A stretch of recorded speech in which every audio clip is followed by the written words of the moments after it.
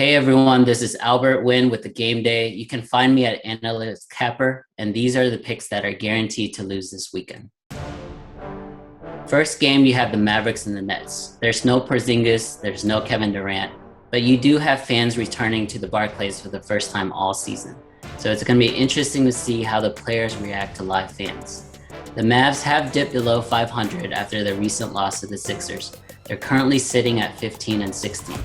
They were playing better as of late, winning 7 of their last 10 games, but this is clearly a team that doesn't have enough offensive power without the unicorn in the lineup.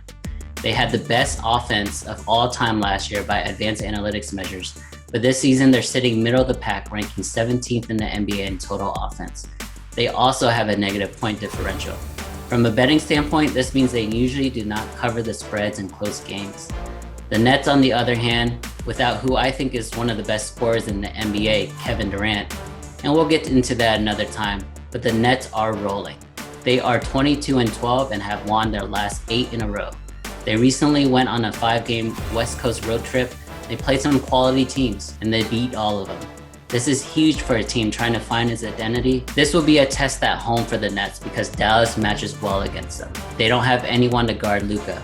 But sorry, Mavericks fans, I gotta roll with the hottest team in the NBA right now. Give me the Brooklyn Nets. We have a huge game in the Big Ten, actually in college basketball as a whole on Sunday. 9th-ranked Iowa is going on the road to face the 4th-ranked Ohio State Buckeyes. Both teams are coming off defeats. Iowa to Michigan on Thursday, and then Ohio State to Michigan State on Thursday as well. Iowa is coming into this game 17-7, but they are a team that takes care of the ball really well. They have a great assist-to-turnover ratio, with over 2 times the assists compared to turnovers. This is really elite in the college game. Ohio State, on the other hand, relies on great one-on-one players.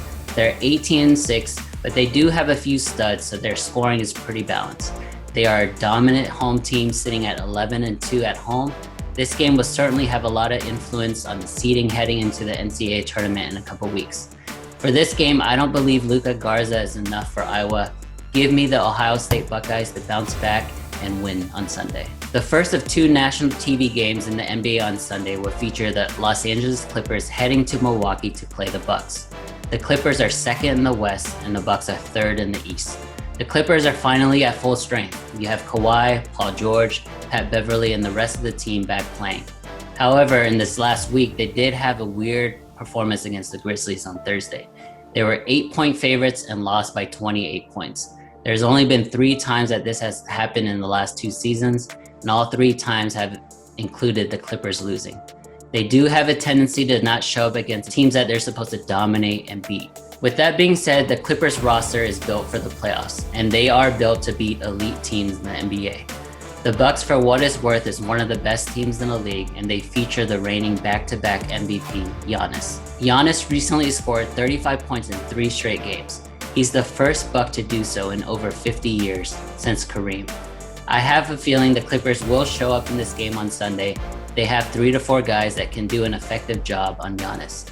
Without Drew Holiday, I don't see the Bucks having enough to keep up with the elite wings the Clippers have. Give me the Clippers, and I see a big game from Paul George. And in the second national TV game on Sunday, we have the Golden State Warriors visiting Staples Center to play the Lakers. I lived in California for a few years. I know this is a big game no matter the situation, no matter how good or bad the teams are. You have NorCal versus SoCal, you have the Bay versus Hollywood. The Lakers started the season on fire. They won 20 of their first 26 games, and they were tied with Utah as the number 1 seed in the conference. Recently, and after Anthony Davis went down, they've lost 4 straight games. Everyone knows LeBron is in his 18th season and playing way too many minutes. He's shouldering way too much responsibility. However, this game on Sunday is 1 week before the All-Star game. It should allow the team and the Lakers to really focus and ramp up the next couple of games, knowing they'll have a full week worth of rest. Even though Steph Curry has had another elite season, I think the return of Dennis Schroeder is going to be really big for LA. It's going to be a game where they rely on their great defense. I think LeBron realizes in his 18th season when to turn it on and when to coast. Lucky for them, they are playing a Warriors team that doesn't play any defense. The Warriors give up about 120 points a game, allowing their opponents to shoot over 37% from three. This should be a welcome sight for the struggling Lakers. I do see them taking this one. Give me LA in this big California matchup.